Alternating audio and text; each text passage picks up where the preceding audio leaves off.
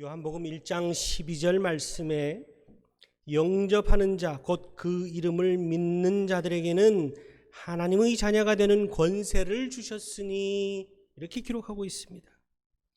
우리가 한평생을 살아가면서 받은 축복, 받은 은혜, 경험한 기적 중에 최고라고 한다면은 예수 그리스도를 믿고 하나님의 자녀되는 권세를 누렸다는 사실입니다.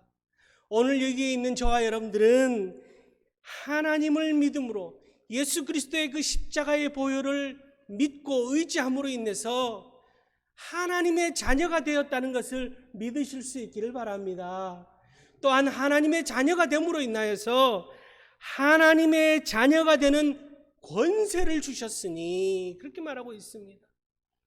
여러분, 우리는 다른 것이 기적이 아니고요, 우리가 하나님의 자녀가 된 것이 기적 중에 기적이라는 거예요. 하나님의 자녀로서 오늘 이 자리에 와서 주님 앞에 예배할 수 있고 아멘 할 수 있고 찬양대의 뜨거운 찬양을 들으며 하나님 앞에 영광의 박수를 올릴 수 있는 자녀되는 권세를 누리고 있으니 최고의 축복인 줄 여러분 믿으실 수 있기를 바랍니다. 그러지 않았다면, 하나님을 믿지 않고 예수 그리스도의 보혈을 의지하지 않았다면 우리는 오늘날 아직도 죄 가운데서 헤매면서 세상 것에 연연하며 그렇게 살아가는 인생이었을 거라는 거죠. 오늘 우리가 읽은 본문 말씀 요한일서 5장의 말씀도 하나님의 자녀로서 우리가 믿음의 삶을 살아갈 때 우리에게 주시는 자녀의 권세, 자녀의 축복, 귀한 것을 오늘 말씀하고 있습니다. 오늘 말씀의 진리를 깨닫고 하나님의 자녀로서 누릴 수 있는 큰 축복을 누리며 살아가는 그런 우리 성도님들 될 수 있기를 바랍니다. 오늘 말씀에서는요, 첫 번째로 우리가 영생의 축복을 얻었다라고 그렇게 말씀하고 있습니다.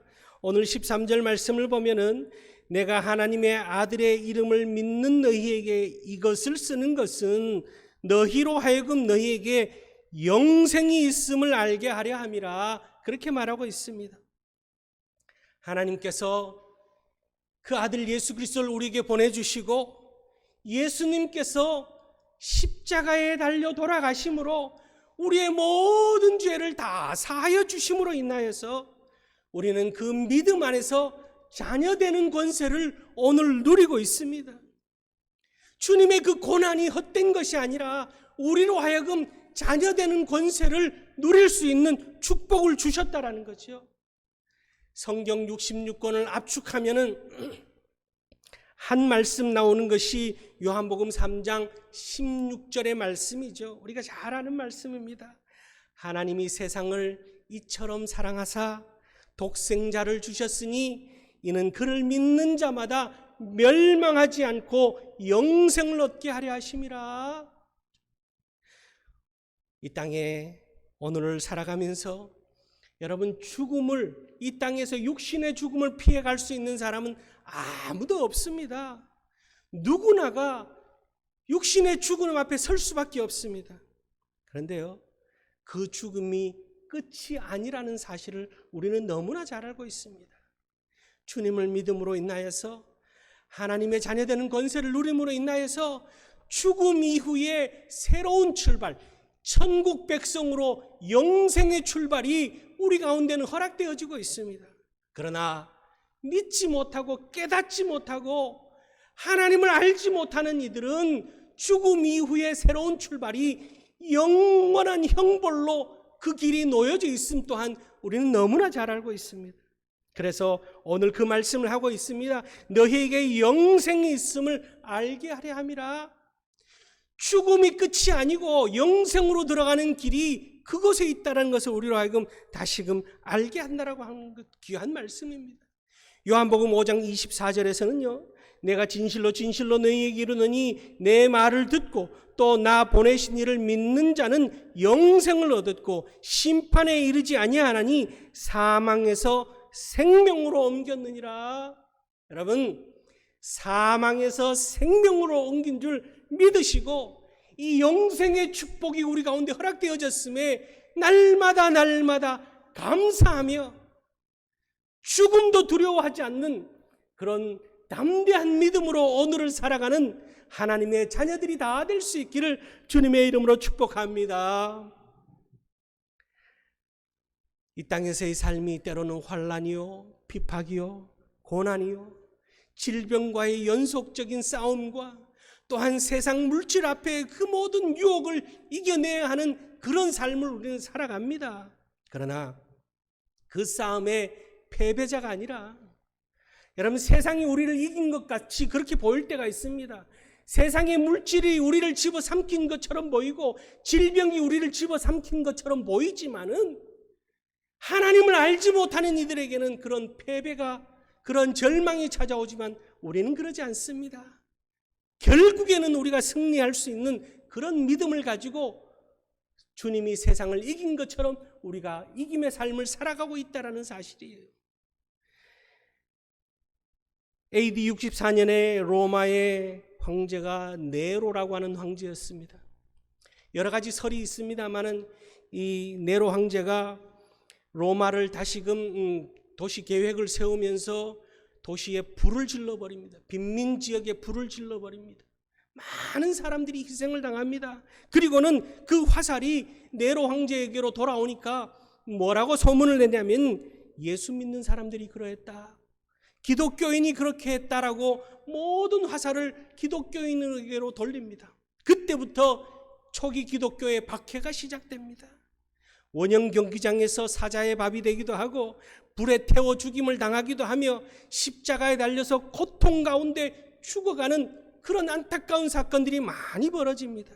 그런데 초기 기독교 성도들은 부활신앙을 가지고 있었습니다. 죽음이 끝이 아니라 죽음으로 인해서 영생의 축복으로 들어가는 새로운 문이 우리에게 열릴 것을 믿는 믿음으로 그 죽음 앞에서도 담대하게 찬양하며 주님을 맞이했던, 죽음을 맞이했던 이들이 초기 기독교인들이었습니다. 기독교 박해가요, 약 250년 동안 계속되어집니다. 꺼질 듯 보여지던 그 초기 교회들이 오히려 이 박해 가운데 확산되어지고 확장되어지는 놀라운 역사가 나타납니다. 그리고 나서 313년 콘스탄틴 황제 때 기독교를 로마의 국교로 정하는 놀라운 사실이 벌어집니다. 그렇게 250년이 넘는 세월 동안 박해했지만 오히려 기독교가 로마를 다 집어삼키는 그런 하나님의 역설적인 사건이 벌어집니다. 그 당시 기독교 인구가 로마 전체의 7%에서 8%였다는 거예요. 100명 중에 7, 8명 정도가 기독교 인구였지만 오히려 기독교가 승리하는, 로마가 힘으로 유럽을 다 장악하려고 했지만 힘으로 유럽을 장악한 것이 아니라 복음으로, 그리스도의 사랑으로 온 유럽을 장악하는 놀라운 역사가 나타나는 것을 우리는 역사 가운데 볼 수가 있습니다. 오늘 이 땅에, 우리 한국 땅에, 이 나라의 기독교 인구를 약 20%에서 25% 정도를 보고 있습니다. 우리 한 사람 한 사람이 하나님 나라의 자녀되는 권세를 가지고 영생의 축복을 바라보며 나아갈 때에 이 나라가 하나님의 나라가 되어지고 이 마지막 시대의 주의 복음을 통하여서 전 세계로 복음을 확장시켜 나가는 축복의 주인공으로 살아가는 그런 우리 모든 성도님들, 또한 이 나라, 하나님의 나라가 되어지는 놀라운 권세가 역사되어지는 그런 축복의 주인공들로 사는 그런 우리 성도님들 다 될 수 있기를 주님의 이름으로 축원합니다. 두 번째는요, 오늘 우리에게 주신 하나님의 축복은 기도의 권능이라고 하는 축복을 주셨습니다. 오늘 14절 15절 말씀을 보면은 그를 향하여 우리가 가진 바 담대함이 이것이니 그의 뜻대로 무엇을 구하면 들으심이라. 우리가 무엇이든지 구하는 바를 들으시는 줄을 안즉 우리가 그에게 구한 그것을 얻은 줄을 또한 아느니라. 그렇게 말하고 있습니다. 기도의 권능을 우리에게 주셨다라는 거예요. 기도할 때 응답하시고, 기도할 때 기적을 주시고, 기도할 때 축복을 주시고, 기도할 때 치료를 주시고, 기도할 때 하나님의 은혜를 부어주신다. 약속하고 있습니다. 아멘이죠. 마태복음 7장 7절 말씀에서 주님께서는 그렇게 말씀합니다. 구하라 그리하면 너희에게 주실 것이요, 찾으라 그리하면 찾아낼 것이요, 두드리라 그리하면 너희에게 열릴 것이니. 이어서 11절 말씀에서는 너희가 악한 자라도 좋은 것으로 자식에게 줄 알거든 하물며 하늘에 계신 너희 아버지께서 구하는 자에게 좋은 것으로 주시지 않겠느냐 약속하고 있습니다. 좋은 것으로 주시겠다. 우리 하늘 아버지께서 좋은 것으로, 최상의 것으로, 최고의 것으로, 최고의 필요할 때에 채워주시겠다라고 약속하고 있는 것이 오늘 우리에게 주시는 기도 응답의 비밀입니다. 이 약속의 말씀을 믿고 우리는 기도하고 더 크게 기도하고 더 많이 기도하여서 주님의 응답을 경험하는, 기적을 맛보는 날마다 복 있는 삶을 사는 그런 우리 성도님들 될 수 있기를 주님의 이름으로 축원합니다. 예레미야 33장 3절 말씀 우리 잘 아는 말씀이죠. 너는 내게 부르짖으라 내가 너에게 응답하겠고 너가 알지 못하는 크고 은밀한 일을 내게 보이리라 약속하고 있습니다. 간절히 기도할 때 응답하시겠다 약속합니다. 성경 곳곳에는요 기도 응답의 약속이 참 많이 들어 있습니다. 데살로니가전서 5장 17절 말씀에는 쉬지 말고 기도하라. 빌립보서 4장 6절 말씀에서는 아무것도 염려하지 말고 모든 일에 기도와 간구로 너희 구할 것을 감사함으로 하나님께 아뢰라. 주실 줄 믿고 감사하며 아뢰라 그렇게 말합니다. 응답할 때, 기도하실 때 응답하시겠다고, 기도를 통하여서 우리에게 은혜를 주시겠다라고 그렇게 약속하고 있습니다. 엘리야 선지자 때요 3년 6개월이라고 하는 가뭄이 찾아옵니다. 그럴 때 엘리야 선지자가 어떻게 했습니까? 간절히 머리를 땅에 박고 7번 간절히 기도합니다. 기도하고 또 기도하고 기도하고 또 기도할 때 손바닥만한 구름이 떠오릅니다. 그 모습을 보고 엘리야 선지자는 응답하여 주신 줄 믿고 큰 비가 임하는 줄 믿고 하나님 앞에 감사를 했습니다. 여리고 성이 어떻게 무너졌습니까? 이스라엘 백성들이 하루에 한 바퀴씩 하나님 앞에 기도하는 마음으로 침묵하며 그렇게 한 바퀴씩 돌았습니다. 그리고 7째 날 7바퀴를 돌고 그들이 하나님 앞에 함성을 외칠 때에 여리고 성이 무너진 거예요. 기도하고 기도하는 마음으로 나아갈 때 하나님께서 응답하시는 겁니다. 나만 장군이 나병에서 어떻게 났습니까? 요단강에 7번 몸을 담글 때에 그가 치료함을 얻습니다. 기도하고 또 기도할 때 기적이 우리에게 다가오는 줄 믿으실 수 있기를 바랍니다. 기도하고 또 기도함으로 인하여서 하나님의 응답의 역사, 은혜의 역사, 축복의 역사가 우리 사랑하는 성도님들의 삶 가운데 우리 교회에 하나님께서 역사하여 주심으로 가정의 평안과 행복과 하나님의 채우심의 역사를 경험하고 우리의 교회가 부흥에 부흥을 다하는 그런 응답의 역사로 나아가는 기도의 축복의 주인공들, 기도의 능력의 주인공들이 다 될 수 있기를 주님의 이름으로 축원합니다. 세 번째는요, 우리에게 주신 하나님의 축복은 죄인을 살리는 구원의 능력을 우리에게 주셨다 약속하고 있습니다. 오늘 16절 말씀을 보면은 누구든지 형제가 사망에 이르지 아니하는 죄에 범하는 것을 보거든 구하라. 그리하면 사망에 이르지 아니하는 범죄자들을 위하여 그에게 생명을 주시리라 약속하고 있습니다. 사람은요, 오늘 이 땅에 우리는 아담과 하와 이후 모두가 죄성을 가지고 태어나서 죄성을 가지고 그렇게 살아갑니다.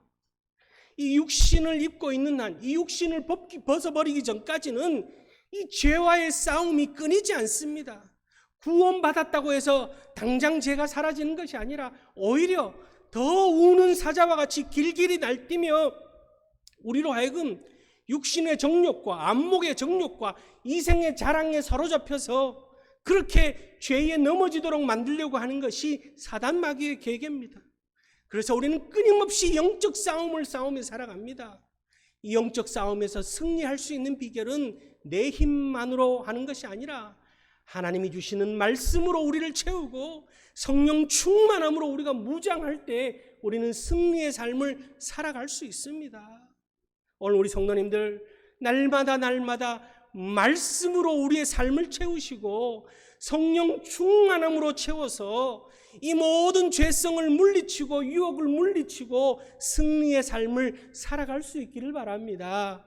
그런데요, 중요한 것은 나만 구원받고 나만 천국으로 들어가는 영생의 축복을 누리는 것이 아니라 이 땅에 수많은 사람들이 아직도 이 죄성을 깨닫지 못하고 죄 가운데 헤매이고 물에 빠져 허우적거리는 인생을 살고 있다는 거예요. 여러분, 물에 빠져 들어가는 사람들을 보면 어떻게 해야 됩니까? 뭔가 구명 튜브를 던져주거나, 내가 헤엄을 잘 못 치면 구명 튜브를 던져주거나, 또 헤엄을 잘 칠 수 있으면 뛰어들어서 그를 잡아채서 건져내야 되지 않습니까? 정 그게 힘들면 어떻게 해야 됩니까? 119에 신고라도 해야 되는 거예요. 여러분, 그 사명이 우리에게 주어졌다라는 거죠. 그 능력이, 구원의 능력이 오늘 우리에게 주어졌다라고 오늘 말씀하고 있습니다. 여러분, 오늘을 살아가는 사람들, 요즘은 참 중독이라고 하는 단어가 참 우리 가까이에 다가와 있습니다.